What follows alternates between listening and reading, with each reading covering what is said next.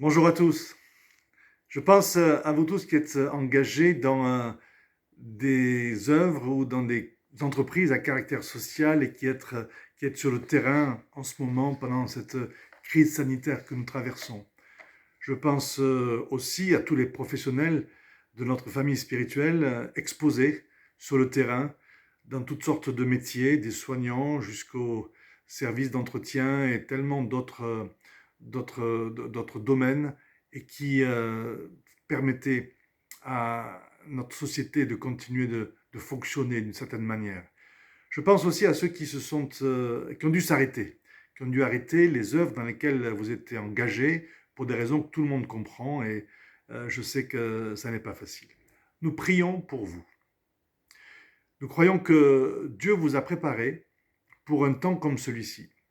C'est dans un temps comme celui que nous traversons que l'utilité de votre mission et votre rayonnement apparaissent au grand jour. Merci d'avoir répondu à l'appel de Dieu en son temps. Merci pour les temps de préparation, de formation, d'apprentissage qui ont précédé le moment d'aujourd'hui.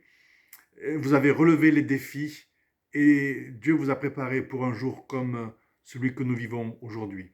Vous brillez de la lumière de Christ en un temps où les ténèbres s'épaississent. Je prie pour que Dieu vous protège de tout mal alors que vous êtes exposés de toutes sortes de façons pour répondre aux besoins. Je prie pour qu'il vous assiste dans votre mission, à chacun, quelle qu'elle soit, qu'il vous soutienne au cœur des sollicitations multiples et croissantes auxquelles vous êtes confrontés, et que, au sein de la souffrance et des drames, il soit vraiment avec vous. Je prie aussi que la sagesse de Dieu vous soit donnée, une sagesse créative, une sagesse inspirée à l'image de Joseph en son temps, pour que de nouveaux chemins, de nouvelles pistes soient encore frayées à travers ce moment difficile. Et si vous êtes à l'arrêt, alors que ce soit un temps aussi de fécondation par l'Esprit de Dieu, pour de nouveaux projets, pour de nouvelles stratégies, pour de nouvelles façons de répondre aux besoins de nos contemporains. Que ce temps soit donc pour nous tous l'occasion de se perfectionner ensemble à l'écoute de Dieu pour progresser dans cette voie de service, de solidarité, afin d'incarner toujours plus sa grâce, sa bienveillance et sa compassion auprès de ceux qui nous entourent.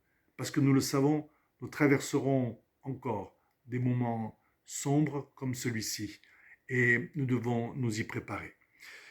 Et qu'ainsi, à travers ce que vous semez, ce que vous êtes, le tissu d'entraide, le tissu de service se densifie dans toutes nos régions et que de nouvelles initiatives aussi puissent fleurir.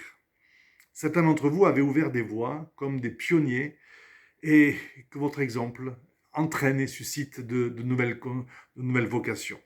Soyez certains de notre affection, de notre soutien, de notre prière.